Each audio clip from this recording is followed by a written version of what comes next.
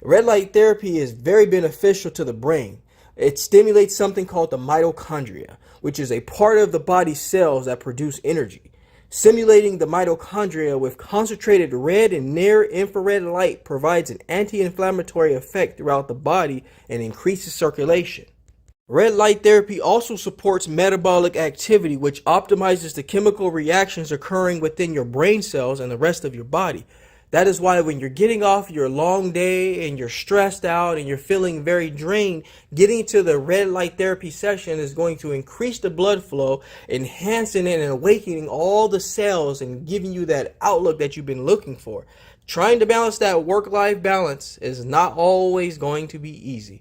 So that's why we need to start beefing up things that are going to help us get through what we're already ultimately facing. Going back to what I described as the metabolic capacity, when partaking in red light therapy session, it can improve the brain cell's ability to take in oxygen. That is basically what it means. The therapy can also boost antioxidant responses to help with free radicals that can damage your brain cells.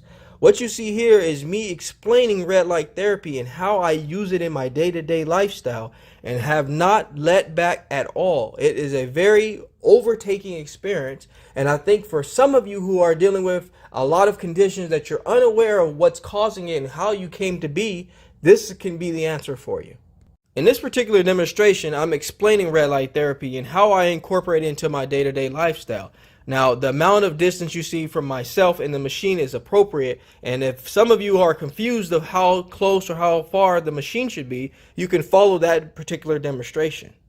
Again, what makes red light therapy so beneficial and amazing in itself is that the red light penetrates deeper into the skin than any other kind of light, and this deep penetration makes it extremely easier for the cells inside the body to absorb the light.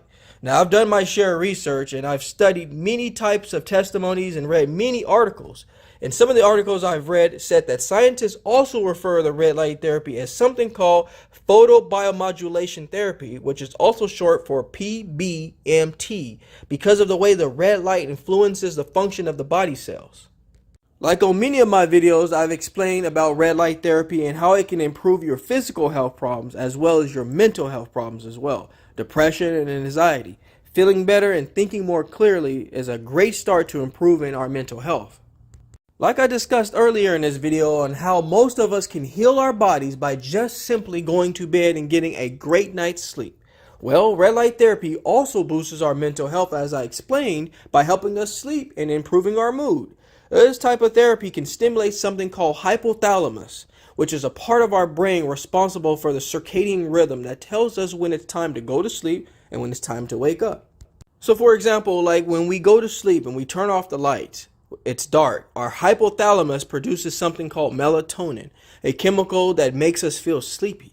Well, red light uses something similar to that, and it tells your hypothalamus to produce melatonin, which will help you fall asleep.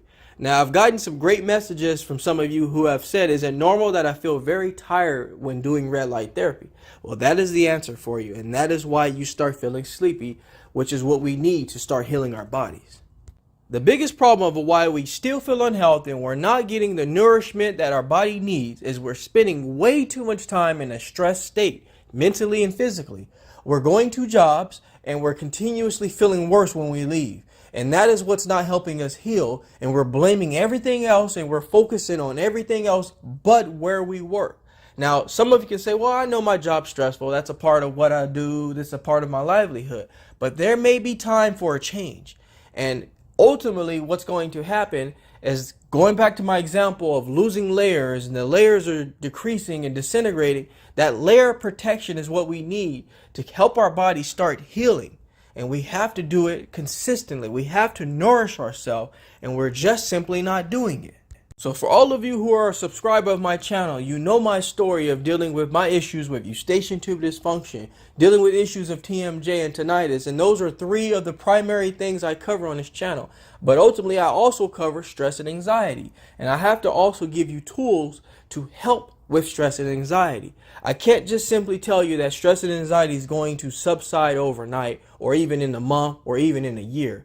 But what I'm going to do is I'm going to develop the mindset of believing that, and developing a consistency of knowing that you can heal from these problems that you're facing. And I'm going to tell you right now, we're our own enemy and we're our own doubter. And we have to take ourselves into that state of doubt mind that we live in day to day. And we're not only doing it mentally, we're doing it physically. So if we're looking around to find that perpetrator that's the cause of why we feel this way, we have to take a real long look in the mirror. We have to say to ourselves, we are our own problem most of the time. And if we can start developing a regimen and committing to it, disappoint a few people along the way, because that's going to happen when you're trying to seek health and wellness and trying to seek a way to feel better, we have to focus on ourselves. So in conclusion of this video, if you work at a job that stresses you all the way out, and it's nothing that that job brings to you that is worthwhile and worth you doing it long term, and you see yourself disintegrating and decreasing in happiness and health and wellness, maybe we need to start making some changes. So ultimately, the best and practical advice to subside some of these problems that we're facing day to day is to find tools and resources and a conscious mind of what we're facing and what we're doing to ourselves. So all in all, be open-minded, be strategic, and conscious of what you're doing to yourself, and start making those changes that are going to help you in your overall lifestyle. I ask you all to subscribe to my channel so you can get the latest, greatest health and wellness videos, motivation, yoga, and meditation. But before I let you go, I'd like to leave you with one thing. Being well is feeling well. Feeling well is doing well. Doing well is living well. Take care, everybody.